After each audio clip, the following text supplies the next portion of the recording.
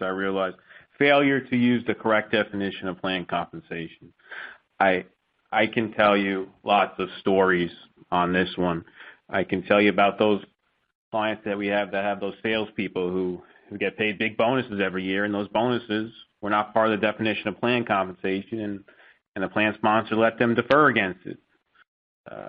Recently, the big new fringe benefit is gym memberships. But is that part of W-2 wages? Should that be excluded from the deferral? Lots of questions here. Well, what does the plan document say? Oh, and of course, overtime. That is the type of compensation that isn't always correctly applied. So, Bill, there's a lot of examples here, but going back to my example, the bonus, say my plan was written to include all W-2 comp, and I didn't let my employees defer on their bonus. What do I do to correct this? Well, compensation, is far and away the biggest problem. As we were getting ready for this, I was thinking about this. I came up with there's probably a top 10 list just of compensation errors.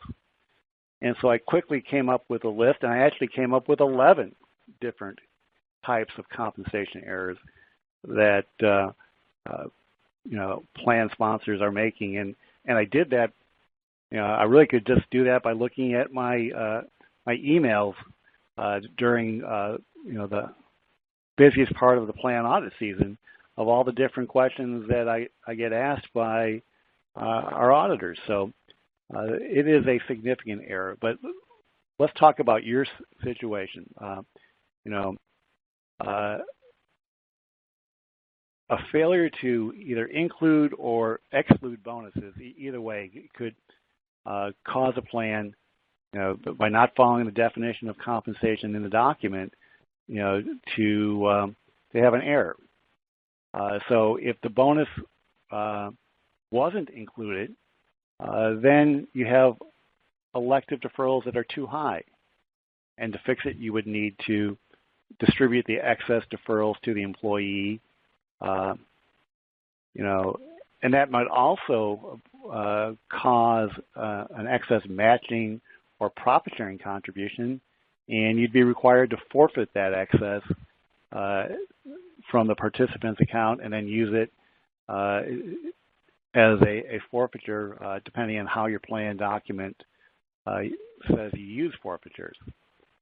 It could also result in an undercontribution, and you might have to make a corrective contribution for the affected participants. So again, that would put you in the mixed or the missed deferral opportunity situation.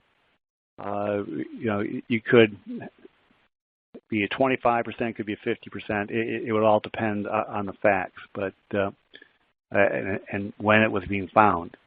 But then I also mentioned that, as always, the plan must adjust the required distributions for earnings or forfeitures or corrective contributions.